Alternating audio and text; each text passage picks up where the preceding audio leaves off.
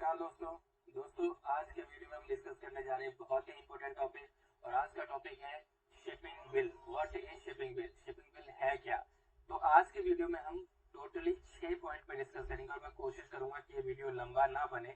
अगर ये वीडियो 6 के 6 पॉइंट नहीं कवर कर पाते तो इस वीडियो के 2 पार्ट रहने वाले, मतलब इस लेक्चर के 2 पार्ट रहेंगे। हम पहले वीडियो में या पहले लेक्चर में हम कवर करने की कोशिश करेंगे कि शिपिंग बिल का मतलब क्या है, शिपिंग बिल के कितने टाइप्स हैं, ये जनरेट कैसे होता है, और ये जब कवर हो जाता है और अगर फिर भी टाइम बचता है तो फिर इसको करेक्ट कैसे किया जाता है, अमेंड कैसे किया जाता है, फॉर्मेट क्या है, शिपिंग बिल के कंटेंट क्या क्या है और डिफरेंस क्या है शिपिंग बिल और बिल ऑफ लेडिंग। तो दोस्तों एक एक करके डिस्कस करेंगे।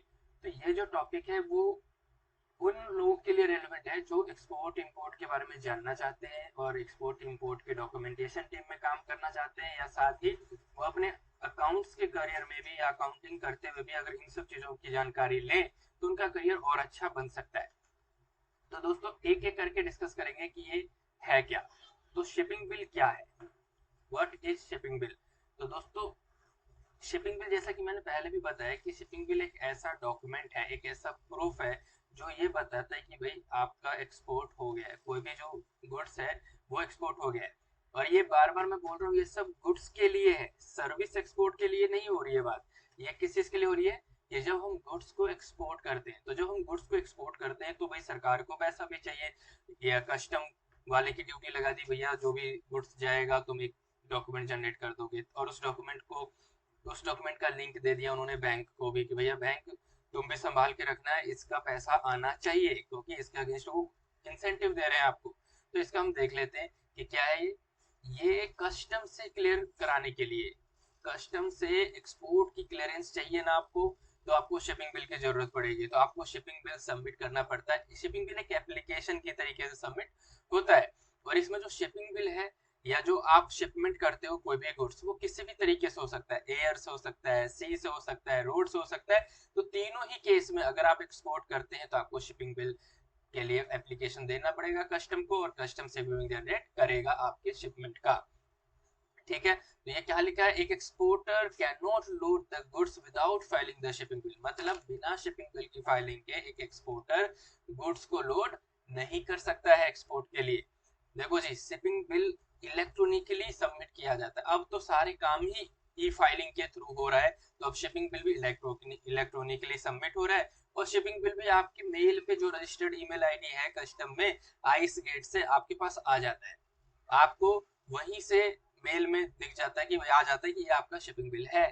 अनलेस द कमिश्नर और principal commissioner make an exception and allow you to submit it physically, अगर कोई एक्सेप्शन है, कमिश्नर और प्रिंसिपल कमिश्नर अलाउ कर सकता है आपको फिजिकली सबमिट करने के लिए, अदरवाइज आपके दिमाग में ये रहना चाहिए कि इलेक्ट्रॉनिकली सबमिट होता है। अब है कि भाई शिपिंग बिल कलर बेस्ड होता है, मतलब शिपिंग बिल किसी कलर का है, येलो है, ग्रीन है, व्हाइट है, पिंक है, ब्लू है, कितने कलर है? तो शिपिंग बिल 5 कलर में होते हैं, 1 2 3 4 5, येलो, व्हाइट, ग्रीन, पिंक और ब्लू। तो अब ये अलग अलग कलर के लिए अलग अलग चीजें हैं। जैसे कि ड्यूटीएबल गुड्स, आप ऐसा गुड्स एक्सपोर्ट कर रहे हो जिसपे ड्यूटी लग रहा है, एक्सपोर्ट ड्यूटी लग, जनरली तो एक्सपोर्ट एग्जेम्प्ट मानते हैं, एक्सपोर्ट एग्जेम्प्ट होता है, लेकिन किसी गुड्स को गवर्नमेंट नहीं चाहती है कि एक्सपोर्ट हो ज्यादा, तो उस पे गुड्स पे ड्यूटी लगा देते हैं, जिसे कहते हैं एक्सपोर्ट ड्यूटी। तो ड्यूटीएबल गुड्स मतलब जिसपे एक्सपोर्ट ड्यूटी लग जाए, तो उसके लिए येलो शिपिंग बिल होता है। अब आप जिस कंपनी में काम कर रहे हो वहां देखना आपके पास शिपिंग बिल किस कलर का आता है। फिर ड्यूटी फ्री गुड्स, जिसपे ड्यूटी नहीं है, वो व्हाइट कलर का होगा। गुड्स विद ड्रॉबैक क्लेम, मतलब ऐसा गुड्स जिसपे ड्रॉबैक आप क्लेम कर रहे हो, तो वो ग्रीन कलर का होगा। Goods allowed to be exported as duty free export, मतलब गुड्स जो एक्सपोर्ट के लिए अलाउ हुआ है, ड्यूटी फ्री अलाउ हुआ है, जिसपे आप बॉन्ड देते हो, ठीक है, तो वो पिंक कलर का होगा। और export goods under DEPB scheme, duty entitlement passbook scheme है ये भी एक इंसेंटिव स्कीम है। अगर डीईपीबी स्कीम के थ्रू अगर आप जा रहे हो और गुड्स एक्सपोर्ट करते हो तो आपका ये ब्लू कलर का रहने वाला है। ठीक है जी, आगे बढ़ते हैं टाइप्स ऑफ शिपिंग बिल। तो टाइप्स तो हमने ऑलरेडी देख लिए, तो उसी चीज को दोबारा से थोड़ा सा देख लेते हैं भाई। 4 टाइप के होते हैं ड्यूटीएबल शिपिंग बिल, मतलब जिसपे ये येलो कलर का होता है जिसपे गुड्स पे आपको एक्सपोर्ट ड्यूटी देना है। Duty free shipping bill white paper का होता है जिसपे गुड्स विदाउट ड्यूटी पेमेंट करनी है। These are not eligible for duty drawback, ऐसे जो है वो ड्यूटी ड्रॉबैक के लिए एलिजिबल नहीं होते duty free shipping bill. Drawback shipping bill जो कि ग्रीन पेपर का जनरली आप यही देखोगे अपने ऑफिस में, जिसमें व्हाइट पेपर में होता है और लेकिन इस पे आपको डीबीके क्लेम मिलता है। और shipping bill for export of goods under duty entitlement passbook scheme DEPB, इसमें आपको एक्सपोर्ट इंसेंटिव डीईपीबी स्कीम मिलता है। तो इस तरीके से हमने देखा 4 टाइप के शिपिंग बिल होते हैं। अब आगे की ये शिपिंग बिल जनरेट कैसा होता है, थोड़ा सा तो हमने पहले ही डिस्कस कर लिया था कि भाई ई इलेक्ट्रॉनिकली फाइलिंग होती है। एप्लीकेशन जो हम देते हैं ना वो ई फाइलिंग के थ्रू देते हैं। तो हम किसको देते हैं, तो central board of indirect tax CBIC and custom, तो ये दोनों के दोनों मिलके एक नेशनल प्लेटफॉर्म पे काम करते हैं और उस प्लेटफॉर्म का नाम क्या है, आइस गेट। आइस गेट की फुल फॉर्म क्या है, इंडियन कस्टम इलेक्ट्रॉनिक गेटवे। तो आइस गेट पे काम करते हैं ये दोनों मिलके, CBIC central board of indirect tax and custom. उनका जो आइस गेट प्लेटफॉर्म है उस पे आप एप्लीकेशन देते हो, ई फाइलिंग सर्विस हमें वो देता है। फिर including electronical filing of shipping bill, आप वहां पे जाते हो। फिर कस्टम क्लियरेंस भी अब आइस गेट के थ्रू है। तो आइस गेट को लिंक किया हुआ है अलग अलग जगह से, जैसे कि ईडीपीएमएस आ जाता है। ईडीपीएमएस रिपोर्ट कैसे जनरेट होता है, तो आइस गेट को लिंक कर दिया आरबीआई से, आइस गेट को लिंक कर दिया डीजीएफटी से, director general of foreign trade DGFT of BRC check करते हो, गवर्नमेंट मिनिस्ट्रीज से, गवर्नमेंट पार्टनर एजेंसी से, ताकि भैया एक गुड्स एक्सपोर्ट हो रहा है ना तो सब जगह बता देते हैं वो, भैया तुम भी जान लो, तुम भी जान लो, तुम भी जान लो। इन बंदे से नजर रखना है, ऐसे बंदों पे जो एक्सपोर्ट कर रहे हैं, ताकि ये पैसा रियलाइज करवाए, फॉरेन करेंसी तो आए यार, एक्सपोर्ट के लिए इतना इंसेंटिव दे रहे हैं। तो फिर अगला क्या है, द इंडियन कस्टम ईडीआई। ये जो ये सब कुछ आइस गेट जो इतना काम कर रही है वो किसके थ्रू कर रही है, इंडियन कस्टम ईडीआई सिस्टम आईसीईएस के थ्रू कर रही है। ये ऑनलाइन और रियल टाइम इंटरफेस है जो कस्टम क्लियरेंस कराती है आइस गेट के थ्रू। और आइस गेट के थ्रू वो इलेक्ट्रॉनिक डाटा इंटरचेंज का काम करती है, एक तरीके से सॉफ्टवेयर है जो ईडीआई सिस्टम काम करती है। तो ICES Indian custom EDI system has also enabled internal automation of custom house, ये इस custom house को भी कंट्रोल करता है। तो ये सारा का सारा जो आपको बैकग्राउंड दे रहा हूँ, ये सब कैसे शिपिंग बिल जनरेट होता है, कैसे अप्लाई करते हैं, ये सब है।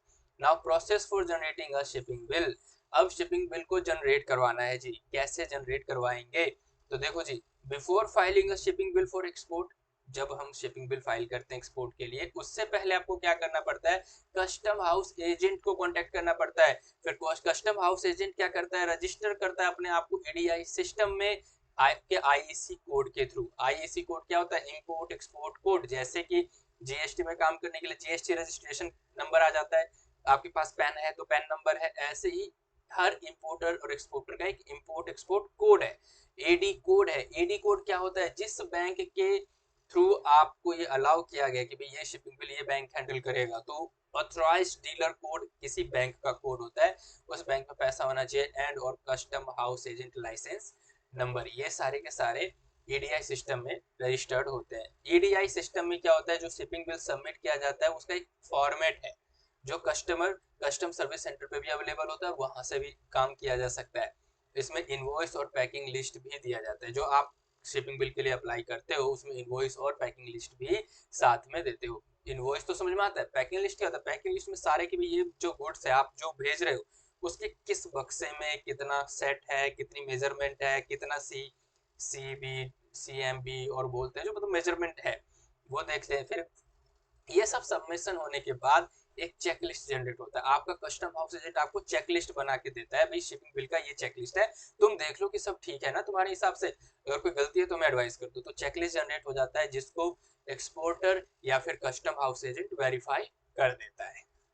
ठीक है जी, तो ये हो गया शिपिंग बिल।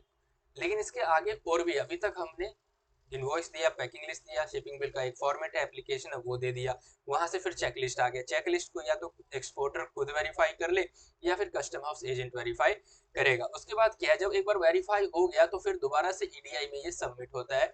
फिर ईडीआई के through shipping bill number generate होता है और फिर उसके बाद एंडोस कॉपी, प्रिंटेड कॉपी, चेकलिस्ट, ये सब के सब कस्टम हाउस एजेंट को और एक्सपोर्टर को दे दिए जाते हैं। नाउ जनरली क्या है, शिपिंग बिल जो प्रोसेस होता है वो बिना किसी ह्यूमन इंटरवेंशन के, उसमें कोई इंसान का लेना देना नहीं है, सब अब ईडीआई सिस्टम से थ्रू हो रहा है। तो ये क्या है, ये डिक्लेरेशन जो भी एक एक्सपोर्टर दे रहा है उसके बेस पे कि भाई एक्सपोर्टर खुद ही डिक्लेयर करता है मुझे ये मेरा आइटम इसमें फॉल कर रहा है, इस एसएसएन कैटेगरी में फॉल कर रहा है, तो मुझे इतना ड्यूटी ड्रॉबैक मिलना चाहिए, खुद की डिक्लेरेशन पे काम चल रहा है। तो असेसमेंट जो है शिपिंग बिल की, अगर 10 लाख से ऊपर है एफओबी वैल्यू तो उसकी असेसमेंट हो जाती है, या फिर सैंपल फ्री भेज रहे हो अगर उसकी वैल्यू 20,000 से ज्यादा है तो उसकी असेसमेंट हो जाती है, या फिर ड्रॉबैक अमाउंट किसी शिपिंग बिल में 1 लाख से ज्यादा है तो उसकी असेसमेंट हो जाती है। और वो कौन करता है, असिस्टेंट कमिश्नर ऑफ एक्सपोर्ट्स। तो ये इसको चेक कर लेते हैं। फिर आगे चलते हैं, फिर क्या होता है अगर किसी एक्सपोर्ट में, अगर एक्सपोर्ट से पे करने की जरूरत है, मेरे तरीके से टैक्स है, चालान है, वो मतलब चालान के थ्रू आपको टैक्स देना है, तो आपको चालान भरना पड़ेगा एक्सपोर्टर को, वो चालान डेजिग्नेटेड बैंक मतलब किसी बैंक के थ्रू पे कर देना है। शिपिंग बिल उस इस पेमेंट के टाइम पे शिपिंग बिल आपको अवेलेबल नहीं होता है। जब एक बार स्टेटस जो शिपिंग बिल का है सर्विस सेंटर पे पहुंच जाता है, भाई हाँ सब कुछ हो गया, जो भी पेमेंट करनी थी वो सब हो गया, तो फिर ये सारा का सारा सर्विस सेंटर को रिप्लाई चला जाता है कि भाई इस बंदे ने शिपिंग बिल का ये था, टैक्स चालान वालान सब पे कर दिया, सेस था वो भी पे कर दिया, ड्यूटी वो भी पेमेंट हो गई है। तो फिर उसके बाद ईडीआई सिस्टम से आईसीईएस जो है, आइस गेट, वो आपकी ईडीआई सिस्टम को यूज करते हुए आपको शिपिंग बिल जनरेट कर देता है, और आपको शिपिंग बिल डाउनलोड कहीं से करने की जरूरत नहीं, आपके रजिस्टर्ड ईमेल आईडी पे शिपिंग बिल आ जाता है। तो दोस्तों अभी तक जो मैंने कवर किया, शुरू के 3-4 पॉइंट कवर कर लिए। अगला जो टॉपिक है कि भाई इसको करेक्ट कैसे किया जाता है, इसमें अमेंडमेंट कैसे की जाएगी, तो वो नेक्स्ट वीडियो में कवर करेंगे, ताकि ये वीडियो ज़्यादा लंबा ना हो जाए। और उम्मीद करता हूँ कि अभी तक आपको ये चीज़ समझ में आई होगी, और मैं इसका एक लिंक भी शेयर कर दूंगा ताकि ये फाइल आप डाउनलोड कर सकते हो। तो दोस्तों मिलते हैं नेक्स्ट वीडियो में, इस टॉपिक को कंप्लीट करेंगे।